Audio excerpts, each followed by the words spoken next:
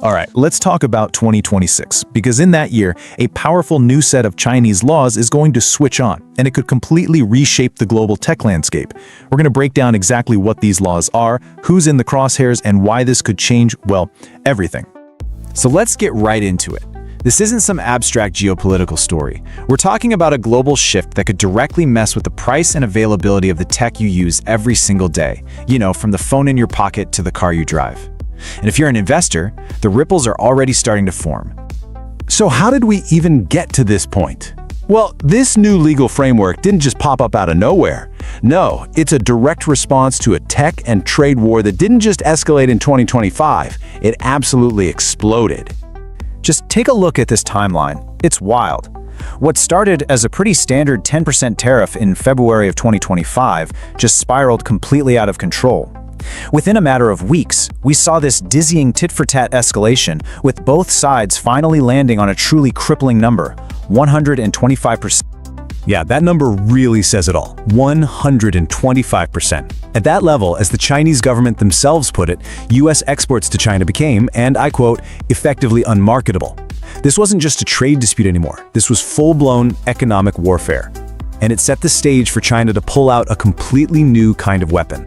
So with traditional trade basically ground to a halt, China decided to formalize its power.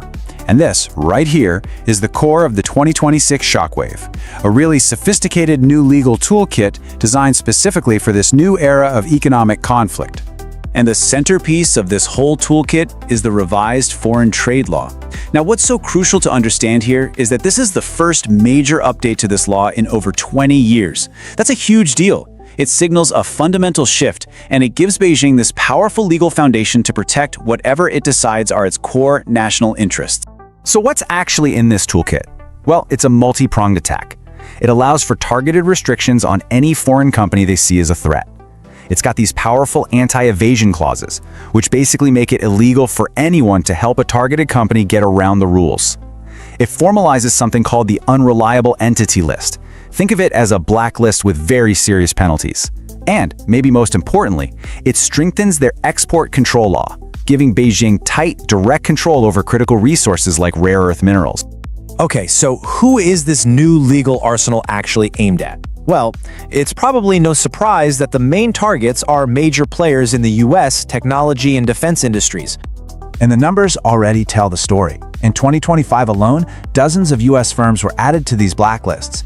27 got slapped onto the unreliable entity list, which effectively bans them from doing any business in or with China. Another 43 were put on the export control list, cutting them off from getting key technologies from China. And the targets? They include some of the biggest names in tech. You've got Apple facing a potential antitrust investigation.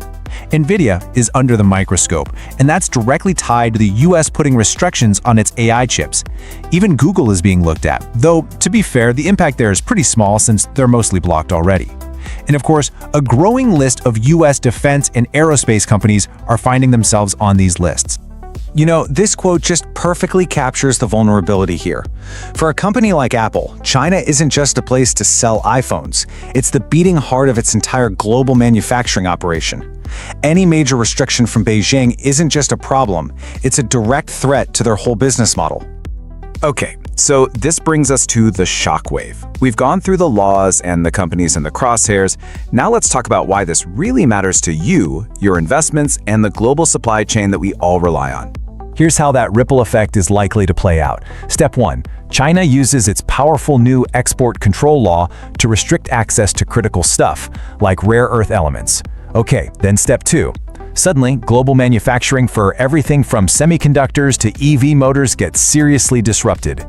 And the result? Step 3. This disruption creates massive uncertainty, which leads to extreme volatility in tech stocks and, frankly, the market as a whole. And look, these aren't just abstract commodities with funny names. Dysprosium, that's essential for the magnets in EV motors. Europium, it's literally what creates the red color on your TV screen. Gadolinium is used in MRI machines. By controlling the export of these elements, China holds this incredibly powerful lever over the basic building blocks of our entire modern world. So, what's the long-term fallout from all of this? We are witnessing, in real time, the fracturing of the global technology ecosystem. The old rulebook is pretty much being thrown out the window.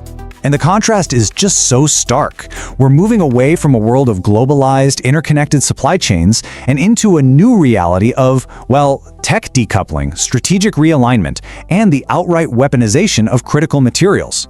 It's a world where companies and even entire countries are now being forced to pick a side. But this breakdown is also a catalyst.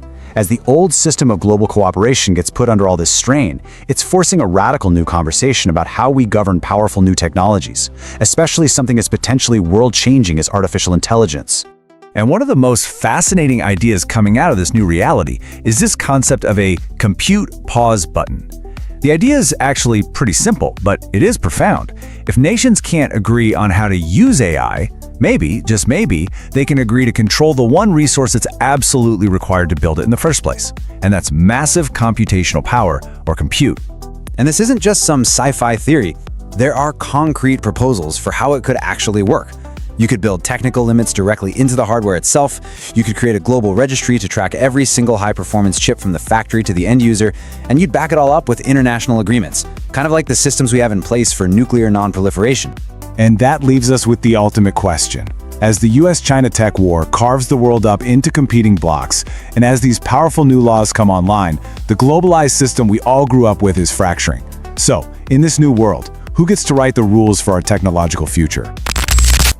Thanks for watching. Don't forget to like, subscribe, and share. It really helps the channel grow. See you in the next video.